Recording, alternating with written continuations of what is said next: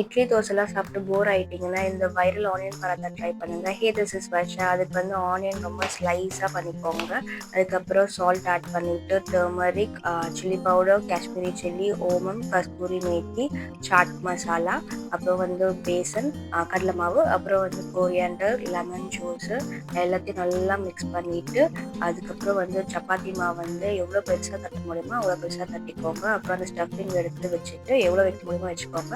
இன்னொன்று சப்பாத்தி எடுத்து அது மேலே போட்டு கார்னர்ஸில் நல்லா ப்ரெஸ் பண்ணிவிட்டு கட் பண்ணிவிட்டு ரோல் பண்ணிக்கணும். அந்த ஆனியன் வெளியில் வரும், பட் அது வராத மாதிரி பண்ணிக்கோங்க. எள்ளு அப்புறம் வந்து பொரியல் வச்சு எவ்வளோ தட்ட முடியுமோ தட்டிக்கோங்க. அதுக்கப்புறம் தவாவில் போட்டுட்டு கீ, அதுக்கப்புறம் ஆயில் போட்டு நல்லா ரோஸ்ட் பண்ணுங்கள். அப்போ தான் ரொம்ப கிறிஸ்பாக சூப்பராக இருக்கும் ஆனியன் கிரன்ச்சாக. So viral onion paratha ready ஆகிடுச்சு.